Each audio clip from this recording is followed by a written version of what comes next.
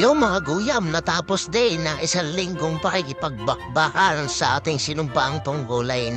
Medyo matagal-tagal din tayo hindi nakapaggawa ng video at hindi na natin malingil pagkakauwi at paglapat ng likod sa higaan ay tulog na.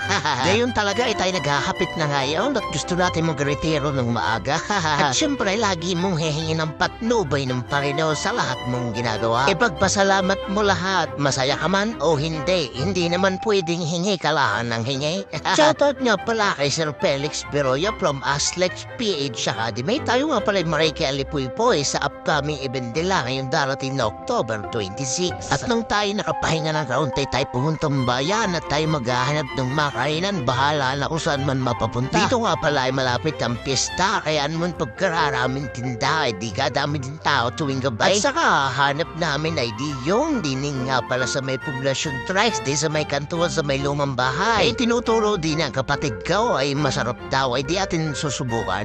Di ni daw ay laging maraming tao ay di kagaling na magpagpunta namin kakaunti.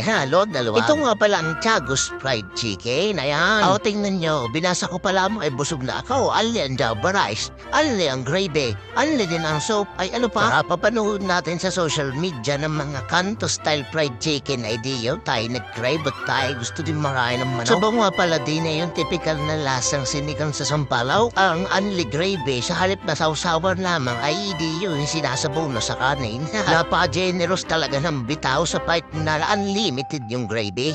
Ay di makatapos ng kaunting minutong paghihintay ay di biglang dumating na. Napalay sa tatay, ang kanya nga palang in-order ay 2-piece chicken. Ay ano ko lalaki ng manok pa lang. Ay tinan nyo nga palang in-order ko kalahating chicken sisig na merong fried chicken day na halagang 120 pesos lamang yan. Tapos naka-unlimited java rice ka pa. Ay ano pa, talaga namang sulit na sulit. Siyempre sulit tayo sa quantity ay diaretikman na natin, tingnan natin ang quality. Basta sa lahat ng serving nila walang tinipid, talaga namang damay. Saka ang ganda mo din sa chicken sisig. Kahit sisig na ay crispy pa rin, talaga namang napakalutaw ng sarap. Taray na ang ating ipinunta, titikman na natin ang manaw. Papaliguan na pala natin ang gravy yan para naman sulit na sulit. Unlimited eh. Di yan na nagtutuluan pa ang gravy at titikman nito at yung bukod sa malutong na balat ay talaga namang juicy at malinam naman laman. Talaga napasarap. Ay di yun ko kayo nag-iisip ng bagong makakainan. Kailangan ka rin sa malapay at subukan yung puntahan. Kung meron ka mang mabigat na pasanin, kumuha lang ng plato at daanin sa kain.